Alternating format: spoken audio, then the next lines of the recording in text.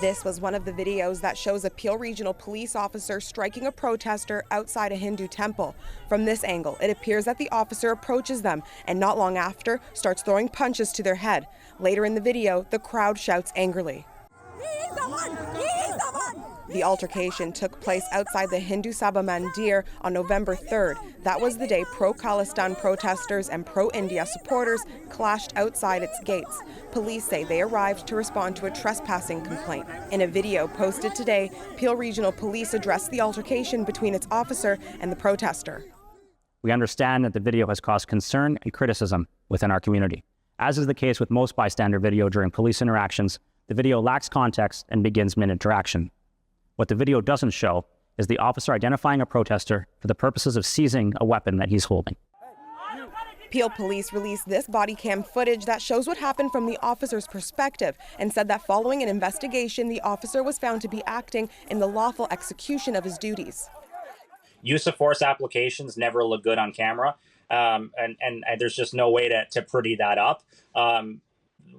The tactics used are often up to the officer's discretion. Officers sometimes have to improvise. In this case, soft and hard physical control was the choice the officer made, and it's very much in compliance with the Ontario use of force model. Having the body-worn footage, really shows clearly that the police officer was simply trying to remove a weapon from a chaotic scene and trying to keep the peace. I think the police handled a very difficult challenge. This use of force expert says the body cam video doesn't answer every lingering question.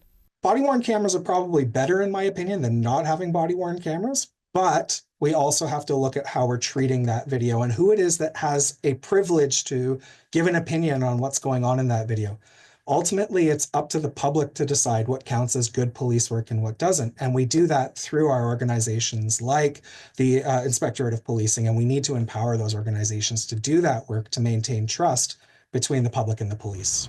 In response to that incident and others, Brampton City Council passed a bylaw that restricts protests at places of worship.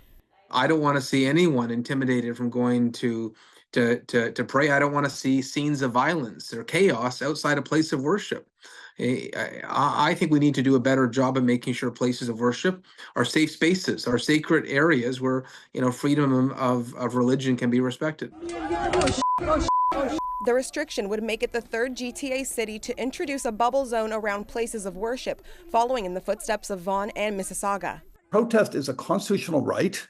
It's protected as a matter of freedom of expression. It's protected as a matter of freedom of peaceful assembly. And protests are always, to some extent, disruptive. They can cause some kind of, offense or be upsetting to people sometimes. But that in itself is not a good enough reason to shut them down. It needs to be something more substantial, like real harassment, intimidation, or serious security concerns. So far, Peel Police have arrested 5 people following the protest outside the Hindu Sabha Mandir. An investigation is still ongoing. Britnei, CBC News, Toronto.